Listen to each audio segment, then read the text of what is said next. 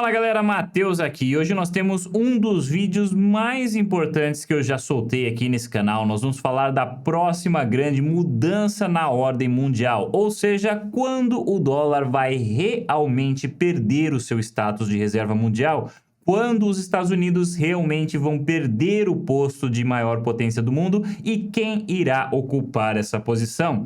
Boa parte do que nós vamos falar aqui é baseado no estudo mais recente sobre esse assunto, que foi feito pelo mais bem-sucedido gestor de fundo multimercado do mundo, o bilionário Ray Dalio.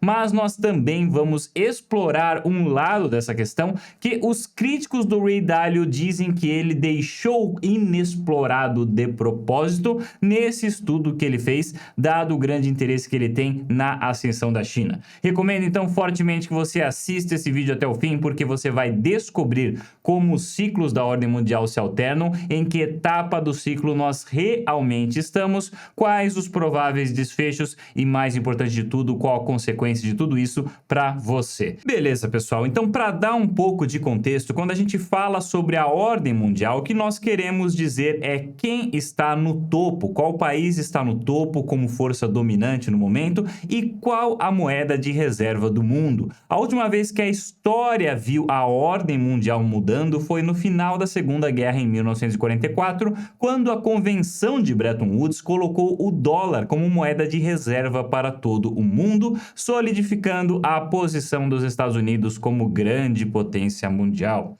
Isso significa que, a menos que você tenha aí mais do que 78 anos de idade, você nunca viveu em um mundo onde a ordem mundial fosse diferente da atual. E toda a realidade que você conhece na prática foi vivida assim e, portanto, é bem difícil de compreender uma realidade que funcione de maneira diferente.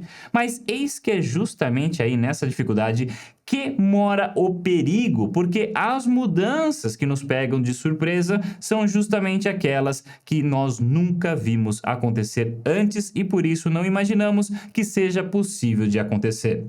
Mas se a gente rebobinar um pouquinho a história 500 anos para trás e observarmos tudo o que aconteceu desde então, ficará claro que não só isso é possível, mas também altamente provável de acontecer. Pois eis que o Ray Dalio fez justamente isso. Ele analisou a história das diversas mudanças na ordem mundial e formulou um modelo que nos permite identificar todas as etapas do ciclo, descrevendo como isso acontece e também permite que a gente encontre em que ponto deste ciclo nós estamos hoje. Agora, cabe destacar aqui que o Ray Dalio também tem os críticos dele e, na minha opinião, a crítica expande mais ainda o alcance deste estudo e é por isso que eu friso que esse vídeo é para ser visto até o fim. Mas para nós chegarmos até lá, a gente precisa primeiro explicar como funciona o modelo proposto pelo Ray Dalio. Então, na primeira metade desse vídeo eu vou resumir todo o estudo dele aqui para vocês e na segunda metade nós vamos falar das críticas. Fique à vontade aí para pular para onde você quiser. Esse vídeo está segmentado por capítulos. Tudo que eu vou mostrar aqui hoje está exposto no livro mais recente que ele publicou, chamado Princípios para Lidar com a Ordem Mundial em Transformação, e também tem um vídeo no canal oficial dele aqui no YouTube, que eu vou deixar um link na descrição se você quiser assistir. É de lá que vem os gráficos e ilustrações que eu vou exibir aqui para vocês, como esta imagem dos últimos 500 anos, mostrando que antigamente a Holanda estava no topo da ordem mundial. Foi na Holanda que começou o capitalismo e proliferou na época das grandes rotas de comércio marítimo. Naquela época, o centro financeiro do mundo era Amsterdã e a moeda de reserva era a moeda holandesa Guilder. Depois vieram os ingleses como força dominante e detalhe, veja que cada um destes ciclos teve em média 250 anos de duração. Veja também aqui embaixo que há um período de transição de poder quando estes ciclos se sobrepõem sobrepõe e que dura aí, em média, 10 a 20 anos. Mas, claro, nenhuma dessas transições que estão mostradas aqui ocorreu de forma pacífica. Em toda a história analisada pelo estudo, a transição sempre foi marcada por um grande conflito na forma de algum tipo de guerra que marca a ascensão do novo poder. Atualmente, nós temos os Estados Unidos como força dominante, mas também está claro que essa posição está em declínio e há candidatos crescendo em força para disputar esse posto. Então, segundo este estudo, esses ciclos eles sempre se repetiram ao longo da história e essa repetição traz consigo um padrão que até hoje nunca mudou. O ciclo começa após um grande conflito, que normalmente é uma guerra, e estabelece o líder da nova ordem mundial. Como ninguém pode desafiar este poder, um período de paz e prosperidade se segue, as pessoas se acostumam aí com essa paz e prosperidade e apostam que ela vai continuar para sempre. Ironicamente, é essa prosperidade contínua que planta as sementes para a queda no futuro. Com a confiança alta, as pessoas assumem mais riscos do que elas deveriam, emprestam dinheiro sem fim, se alavancam para ganhar ainda mais dinheiro e isso inevitavelmente gera diversas bolhas aí que a gente pode ver ao longo do ciclo. Essas bolhas vão surgindo. Mas isso não é um problema tão grande assim, pelo menos na maior parte do ciclo, porque o país agora é a força dominante no mundo e isso gera diversos privilégios, como o poder sobre a moeda de reserva do mundo. Ser dono da moeda de reserva é um privilégio exorbitante, porque permite ao país emprestar mais do que qualquer outro país e quando o país fica sem dinheiro, basta imprimir mais. Então, crises e bolhas surgem mais rapidamente, são resolvidas, alimentando mais e mais essa sensação de confiança das pessoas. Todo mundo vai ficando mais rico, a economia prospera, mas, como sempre, algumas pessoas enriquecem mais do que as outras. A distribuição de renda ocorre de maneira desigual. No começo, isso daí não é muito notório, porque todo mundo no país está se tornando mais rico, então todo mundo fica mais feliz. Mas com o tempo, conforme a situação vai se agravando, este gap vai aumentando também. Quem tem dinheiro consegue usar o próprio dinheiro para garantir que ele continue ganhando cada vez mais ao longo das gerações. O filho dele sempre vai receber a melhor educação, políticos podem ser influenciados para aprovar leis que favoreçam quem já está no topo, e o efeito dos juros compostos faz jus à famosa frase dinheiro gera dinheiro. Essa mecânica cria uma espécie de ciclo vicioso em que a desigualdade social ela se autoalimenta. E aí, diante disso, quem não está ganhando dinheiro começa a sentir que o sistema é injusto e começa a ficar ressentido. Mas, enquanto a renda está aumentando aí para todo mundo, esse sentimento não gera conflitos. Agora, quando a economia começa a se retrair e as pessoas que já não ganhavam muito começam a ganhar menos ainda, aí os problemas começam de verdade.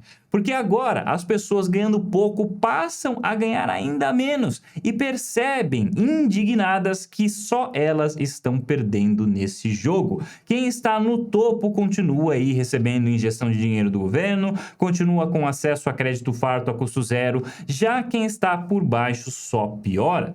Isso gera conflitos, surgem aí os extremismos políticos na forma de populismo, seja da esquerda ou da direita. Um lado aí sempre fica apontando o dedo para o outro, dizendo que a culpa é dele. Surgem coisas como a chamada taxação de grandes fortunas como uma suposta solução para redistribuir a riqueza, quando na realidade a única coisa que isso consegue fazer é com que os ricos coloquem o dinheiro para fora do país. Já dizia a máxima, rico não paga imposto. Quem tem dinheiro tem também acesso a diversos veículos sofisticados de investimento, como por exemplo offshores, taxas baixas para pegar empréstimo, fundos de investimento, todos eles recursos que permitem a essas pessoas fugir de grande parte da tributação. Ironicamente, dá até pra gente argumentar que a própria atuação dos grupos políticos tentando forçar uma redistribuição de renda acabam, na realidade, conduzindo para o efeito contrário. como o Ray Dalio mostrou no estudo dele, eles simplesmente movem o dinheiro para outros países e para outros ativos. Então, quando a bomba estoura, boa parte da riqueza deles já foi movida para locais mais seguros, perpetuando a riqueza na mão dessas pessoas.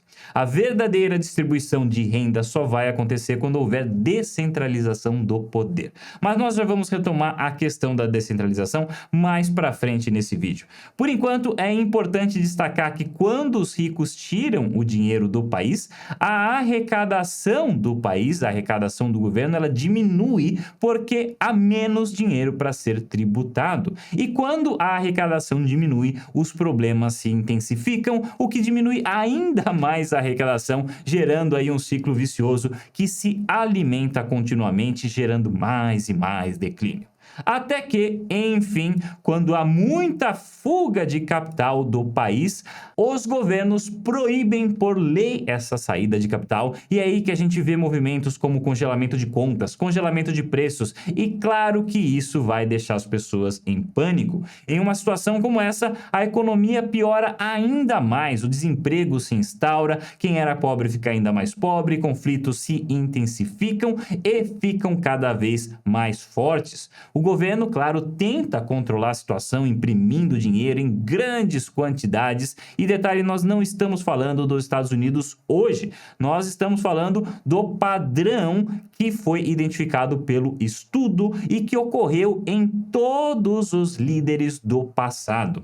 O fato de nós estarmos vivendo isso hoje, nós estarmos vendo isso acontecer mais uma vez, só mostra o quanto esse padrão realmente existe e se repete até que eventualmente a impressão de dinheiro já não resolve mais.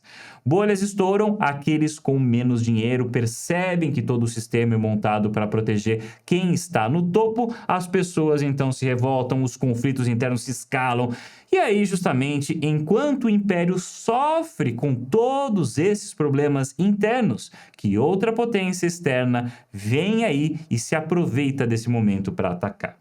Quando a nova potência se torna forte o suficiente para competir com a força dominante enfraquecida pelos conflitos internos, é aí que surgem os chamados conflitos externos com a nova potência em ascensão. Ao longo da história, esses conflitos externos normalmente foram algum tipo de guerra, e após esses conflitos emergem aí os novos vencedores que se unem para estabelecer a nova ordem mundial. Beleza, pessoal, agora nós já resumimos todo o modelo proposto pelo Ray Dalio, então agora que a gente entende como esses ciclos acontecem, resta responder em que ponto exatamente nós estamos desse ciclo e o que virá quando o dólar já não for mais a moeda de reserva do mundo. Pois é justamente aqui que as críticas ao modelo do Ray Dalio começam a surgir, então vamos falar sobre elas agora. Primeiro ponto, em nenhum momento desse estudo o Ray Dalio diz que a China se tornará a nova grande potência mundial. E em nenhum momento ele diz explicitamente que isso acontecerá nos próximos 10 ou 20 anos. Mas se você olhar o trabalho dele, você será bombardeado por tantas ilustrações e por tantos gráficos e imagens fazendo referência a justamente isso acontecendo, que você vai sair disso daí com a certeza de que é isso que ele quer dizer. E de fato, é isso mesmo que parece que ele disse. A gente deu uma olhada nessa sequência aqui de prints que eu coloquei aqui na tela, dá para ver claramente que ele está sempre fazendo a alusão à ascensão da China e utilizando aquela escala lá dos 10 a 20 anos de período de transição para representar que nós estamos agora, neste momento de transição, e que isso está prestes a acontecer. No início do estudo, ele fala que o objetivo dele é mostrar soluções para evitar que a queda dos Estados Unidos ocorra, mas o fato dele passar 97% do estudo descrevendo ciclos e fazendo alusões como essas e apenas 3% do estudo estar ali dedicado a apontar as tais possíveis soluções, que, diga-se de passagem, são tão vagas como dizer precisamos fazer a coisa certa para dar certo. Eu, pessoalmente, acredito que isso é um claro indicador do quanto ele acredita, ou melhor, o quanto ele não acredita na possibilidade de evitar essa queda dos Estados Unidos. Agora, por que eu tô destacando isso tanto aqui? Tá até parecendo teoria da conspiração. comparação, mas na realidade eu só estou destacando isso porque é justamente aí que os críticos do rei Dalio frisam o quanto ele parece estar enviesado pelos próprios investimentos que ele fez na China. Não é segredo para ninguém que o rei Dalio é um fã do Partido Comunista Chinês, ele saiu em defesa desse partido e das visões dele mais vezes do que eu consigo contar aqui, e ele já está posicionado para lucrar com a ascensão da China se ela realmente ocorrer. Ele assegurou privilégios especiais diretamente com o Partido Comunista Chinês décadas atrás para investir no país deles e ficar ainda mais rico com isso. Então é inegável que ele fez um estudo espetacular e de enorme utilidade para qualquer economista tentando desvendar essa questão, mas esse viés dele precisa ser considerado, porque as únicas possibilidades que o estudo dele aponta para o futuro são ou, número 1, o prolongamento dos Estados Unidos no poder, ou, número 2, a sua substituição por uma nova potência, por um novo país.